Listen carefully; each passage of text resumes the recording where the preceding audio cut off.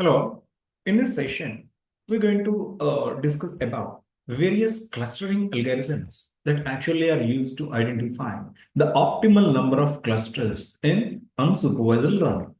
You know that the key idea behind unsupervised learning is to find out the patterns and dividing the total data points into several clusters. Thereby, we'll be able to perform we'll be able to make the model perform the intended task. The initial task behind all these things is to divide the data points into clusters because initially there are no labels whatsoever, right? So, what are the different approaches? What are the different techniques we use to divide the total data points into several clusters? So, initially, we're going to start with the Srihauti method of clustering. What is the Silhouette method of clustering? The objective of the Silhouette method is to evaluate the quality of a clustering results by measuring how well each data point fits into its assigned cluster. For an example, I have the total data set is being classified into, it is divided into several clusters. Initially, I just need to, divide this total data points into several clusters. In making this, first of all, see how the method right after divide is just going to identify, it is going to eliminate unoptimal clusters and it is going to identify only the optimal number of clusters. Okay, by analyzing how well each data point fits within its assigned cluster. So, basic objective of this Silhouette method is to identify the number of optimal clusters. Okay, now key ideas behind this Silhouette method is the first thing is the compactness. Measure how similar a data point is to other data point in its own cluster. Let us say this is a cluster in which I identified a data point. Here, this by using the Silhouette method, we'll be able to analyze how the current data point, how similar is the current data point with the other data points. There is the data point X, there is the data point Y. Now, it will take X as a parameter and it is going to compare with Y, which is another data point in the same cluster, and it's going to reduce the relationship and the similarity. So if this X is similar to all the data points, this X is expected to be residing within the cluster. Otherwise, X needs to find out another cluster because X is a misfit in the cluster. Separation measures how dissimilar, similar on the other country, on the other way around. It is also going to identify how a data point is misfitting in a cluster. Okay, Silhouette quotient combined. There is something called Silhouette quotient. Combines two aspects of a single metric for each data point and ranges between -1 and +1. If we are going to compute, there is something called a Silhouette quotient. If after computation, if the Silhouette quotient is +1, it just means that the point is well clustered. The point is well clustered and it lies close to the cluster centroid while being far from the other clusters. That means the point is very close to centroid, meaning it is perfectly blend into the cluster. If the quotient is 0, the point is on or nearer to the boundary between the two clusters. This is one cluster, this is another cluster. If quotient is 1, then let us say it's a centroid. Our data point X is pretty closer to the centroid. If it is 0, it is somewhere intersecting in between the current cluster and another cluster. So that's not actually feeding into the cluster. -1 meaning obviously the point is not feeding into the cluster. So how are we going to calculate the quotient? Quotient formula is Silhouette quotient I is equal to B of I minus A of I divided by max of A of I and B of I. What is A of I? This A of I is the average intra-cluster distance. Within the cluster, there is a point X or I. The average distance of X with all the other data points within the same cluster is given as A of I. What is the B of I? The average nearest cluster distance of I to all the points in the nearest neighboring cluster. So this is one cluster, this is another cluster. Now I just am taking X. Here there are several data points. Here the average distance in between X and the data points of the nearest cluster is given as Bi. So S of I is equal to B of I minus A of I divided by max of A of I comma B of I. It is going to give you a Silhouette quotient. What are the steps in Silhouette method? Initially, we just need to compute A of I, write down B of I, calculate S of I, evaluate the overall score. This is the procedure how we'll be able to calculate the Silhouette. Initially, the total objectives as we discussed, we just are going to evaluate the clustering quality, how well a data point is being clustered. Comparing the clustering results, we'll be able to compare the clustering results. How good is the quality of different clusters, clustering results, different number of clusters or clustering algorithms, determine the optimal number of clusters. This is exactly the objective of the Silhouette method. Interpreting the Silhouette score is 0.5 data point is well clustered. If it is 0 less than S of I less than 0.5 data point is reasonably clustered. If S of I is in between 0 and 0.5, it is reasonably clustered. If it is equal to 0 on the boundary, if it is less than 0, it is completely misfitting. Okay, this is what the Silhouette method of clustering.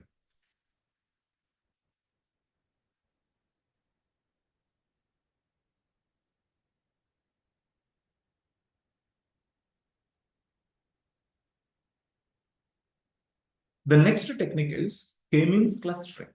What is this K-means clustering? How exactly it is going to work? Let us understand. Of course, it's a popular and straightforward and unsupervised machine learning algorithm used for clustering. It just partitions the data sets into K distinct non-overlapping clusters. Initially, it is going to divide this into K distinct and non-overlapping clusters. In between cluster and another cluster, there is no overlap point. So here, the boundaries are clearly defined. By using K-means, we'll be able to define the cluster boundaries very clearly enough. Okay, based on the similarity of the data points, of course, similar. Each cluster is defined by the centroid. Centroid is the data point that fits exactly at the center of the cluster, which represents the average of all the data points in the cluster. Okay. Now, the key features is the objective is to minimize the variance within each cluster. The variance within the cluster will be minimized. The distance metric often uses Euclidean distance. Of course, you know what is Euclidean distance here. The distance metric that is used by K-means clustering is Euclidean distance. Output is assigns each data point exactly to one cluster. Here, there is no ambiguity of a data point where exactly it is getting mapped into. Okay. Now, initially we just need to initialize centroid. First of all, we need to initialize centroid. Randomly, we just are going to select K data points as the initial cluster centroid. We are going to select K data points. Alternatively, we also need to use techniques like K-means plus plus to select centroid more strategically. Here, we're not going to use this. Assign data points to the cluster.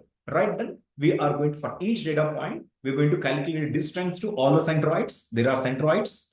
For each cluster, we're going to divide initially the clusters. For then, we're going to calculate the centroids. Okay, right then, for each data point, take a data point X, we're going to calculate distance to all the centroids. Assign the point to the cluster with the nearest centroid.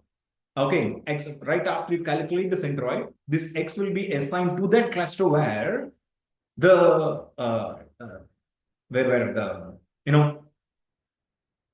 distance is minimal. Then we're going to update the centroids, compute a new centroid of each cluster as the mean of all the data points assigned to the cluster. Right after second step is finished, there will be definite clusters in which there will be several data points and there is a centroid C. This C is a random centroid which was taken earlier, but C will get updated by recalculating the average distance of all the the data points of the cluster. We are going to compute the new centroid here, where C of j, new centroid will be equal to 1 by mod C of j and into sigma of x belongs to C of j into x, where Cj points to the points in cluster X. Cj is centroid of the cluster J. Okay, we are going to repeat these two entry until centroid stops changing significantly or a predefined number of iterations is reached. Okay, so What are the advantages? It is quite simple and fast. It is scalable. It is interpretable. Results are intuitive and easily understood. Of course, there are some disadvantages with this. There is some fixed K. Initially, we just are going to identify the number of clusters which are predefined, which may not be straightforward. Identifying the number of clusters into a fixed number will not be suitable in some cases, sensitive to initialization. Again, number of the centroid must be initialized, right?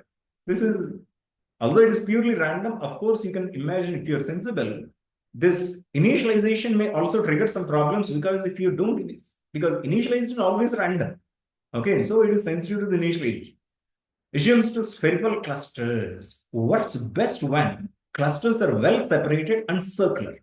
Okay, if these clusters are separated and circular, this works fine. Of course, this is pretty sensitive to the outliers because there is no straight mechanism to handle the outliers. This will be working fine with the customer segmentation, image compression, anomaly detection, and the document clustering. And the next clustering technique is the hierarchical clustering. There are several types of hierarchical clustering, but initially let us understand what is hierarchical clustering. Hierarchical clustering is an unsupervised learning algorithm to group the data into tree-like structure of clusters. Okay, as you know,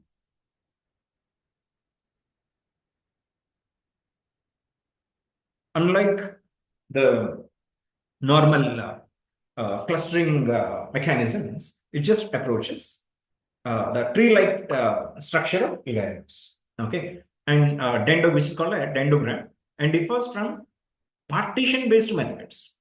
Like this is a partition-based method which is being followed by k-means by not requiring the number of clusters before the hand. We just are not going to identify the number of clusters before the hand to be specified upfront. To start with, we are not going to define or imagine or assume the number of clusters before the hand. Now, clusters are created hierarchically. We just are going to create clusters hierarchically. There are several types of hierarchical clustering: agglomerative and decisive. So, what is agglomerative? It's going to start with each data point as its own cluster. Each data point will be assumed as its own cluster. Okay. Iteratively merges the closest clusters until all data points are grouped into one cluster or a desired number of clusters is formed. Simple. Initially, 1,000 data points. There are 1,000 clusters. Right then, each of the data point will get merged together by calculating the distance among them. Right then, a certain number of clusters will be formed. Okay, this is hierarchical clustering. This is all about agglomerative. Decisive hierarchical clustering starts with all data points in one cluster. The next thing is all these 1,000 data points are assumed to be in one cluster. Right then, by calculating the distance, each of the data points are going to leave the cluster. It's going to form the different clusters as the number of data points some other number of data points would join with them depending on the distance. This is called decisive hierarchical clustering. Iteratively splits the clusters into smallest subclusters where each data point is its own cluster. Okay, steps in agglomerative clustering is compute a distance matrix. We're going to compute distance matrix initially, then initialize the clusters, right? Then merge the clusters, and we're going to repeat. This is what the agglomerative clustering. The advantages is it does not require the number of clusters to be predefined and produce a dendrogram and provides the visual representation of the clustering process and can capture the nested clusters and hierarchical relationships of the data. So initially, we just don't require the clusters, and then it is going to give you a visualization view, that visualization method to get how exactly the clustering is happening. Okay, then can capture the nested clusters and hierarchical relationships in the data, and it will be able to capture the hierarchical clusters. And there are the disadvantages as well.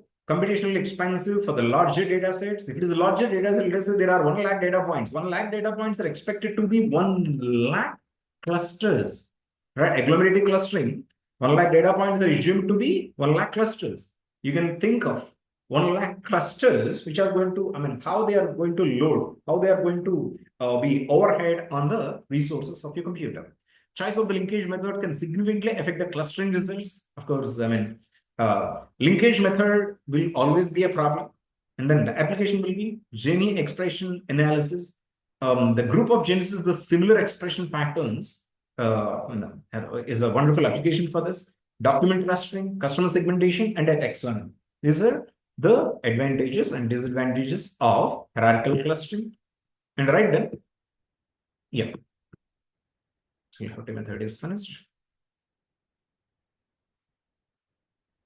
Yeah, we discussed the CLHT method, hierarchical method, the DB-scan method. Yeah. The next thing is DB-scan method. DB-scan clustering data points based on the density, marking points in sparse regions as nodes. It uses two parameters. Unlike hierarchical clustering, the DB-scan is the density-based spatial clustering of application with the nodes. Now here, it's going to cluster the data points based on their density, marking the data points in sparse regions as noise. Okay, so a density will be observed of a data point. Based on the density, it will be assigned to a cluster. The two metrics for this is epsilon, the maximum radius for a point to be considered for a part of a neighborhood. Okay, min point, minimum number of points required to form a dense region. Okay, now let us say this is a centroid. Okay, these are the data points. Okay, now here an important point is to identify the dense region.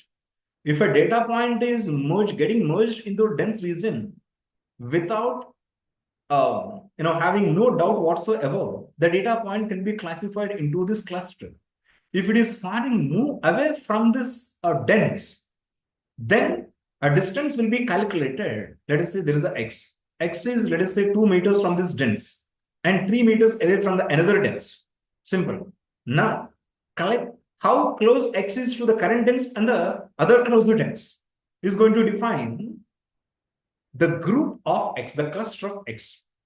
Okay, then we're going to apply the DB-scan with the different combinations of epsilon and min points, and compute the CLHT score for each parameter combination. So we also are going to compute the CLHT score and select the parameters, set the maximization CLHT score. This is a very simple method. Advantage of DB-scan is identify the clusters, arbitrarily shape and varying the size, automatically identify the outliers and the noise. Yeah, this is an important thing. By using the DB-scan, since the data points are clustered together, we'll be able to easily identify the outliers. Okay, identify the clusters as an arbitrary shape and varying sizes. Here, clusters need not be in a spherical shape or a squared shape. It can be any arbitrary shape. Require the fewer assumptions about the cluster shapes compared to k-means. Of course, k-means, it just works fine with the spherical shape, right? Limitation, sensitive to the choice of the epsilon and min points, there are always two parameters to be calculated, and this is obviously sensitive to these parameters. And the struggles with the data set that have varying densities. If the data set has the varying densities, as you can reasonably imagine, it doesn't work fine. Computationally expensive for high dimensional data. These are the problems with the DB-scan clustering. Thank you so much.